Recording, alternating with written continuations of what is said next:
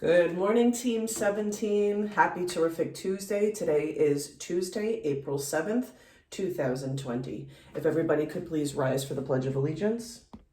We're standing tall. We're facing our flag. Hands are placed over our hearts. Salute, pledge. I pledge allegiance to the flag of the United States of America and to the republic for which it stands, one nation, under God, indivisible, with liberty and justice for all. Please remain standing for our school mission statement. We are here to be literate, innovative, and proficient scholars who will participate in rich academic learning in a nurturing environment where we will rise. This will be accomplished by creating collaborative and supportive teaching and learning systems involving the entire PS17 community. Okay, everybody, we are reading Rotten. This week, we're reading Rotten, Vultures, Beetles, Slime, and Nature's Other Decomposers. So yesterday I gave you a task. We learned about a special job called a mycologist. We learned that fungus has a role in decomposing wood. Sometimes it decomposes things that we don't want it to. Remember, there was like this big ship, and if you're on a ship, you don't want fungus decomposing the wood in the ship. We also learned, if you remember, that, where's the scientist's foot? The scientist's foot is right there, the mycologist.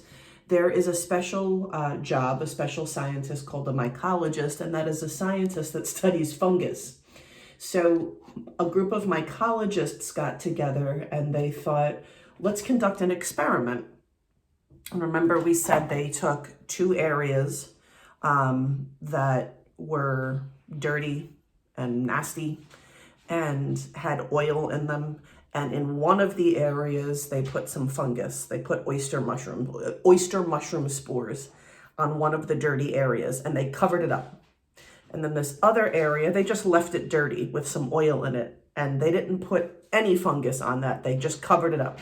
So I asked you to predict, to make an inference about what's going to happen when they take up the covers, when the scientists uncover the two areas. You ready to read about it?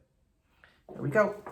Let's see what happens when the mycologists went back to those two areas that they covered. Remember, one has the fungus and one does not. What would happen? Remember we saw this picture yesterday? After 4 weeks, the scientists returned. The mycologist pulled back the tarp over the fungus-treated pile. So that was that area that had the fungus on it. The scientists gasped in astonishment.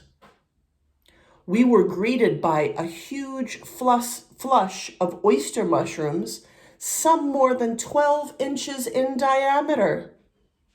The other pile that did not have any spores on it, any fungus on it, was still nasty and dirty and stinky. Over the next month, insects fed on the mushrooms and laid eggs.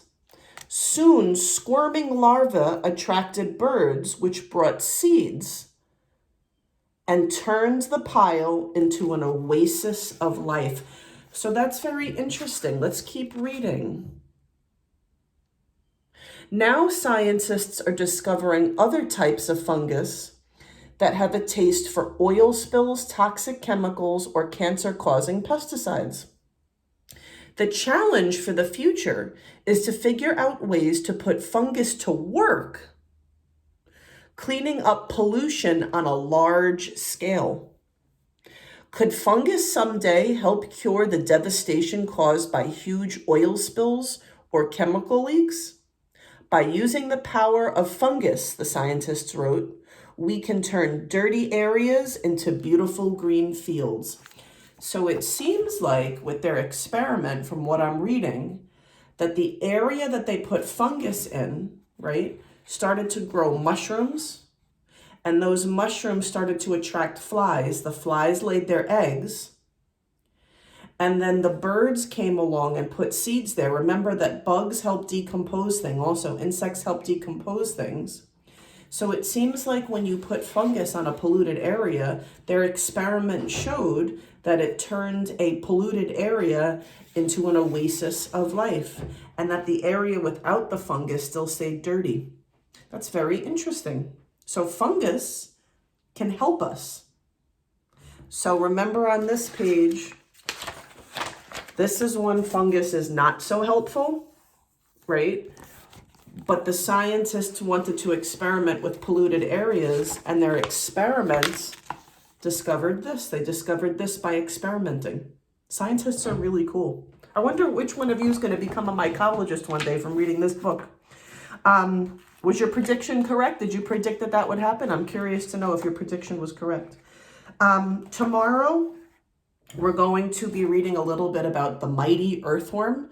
I think that right now, as April is here and we're starting to see some rain puddles, we might, there might be some earthworms crawling about and coming out.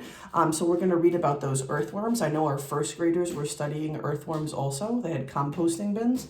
So tomorrow, Thursday and Friday, we're going to read a little bit about the mighty earthworm and what that has to do with decomposition.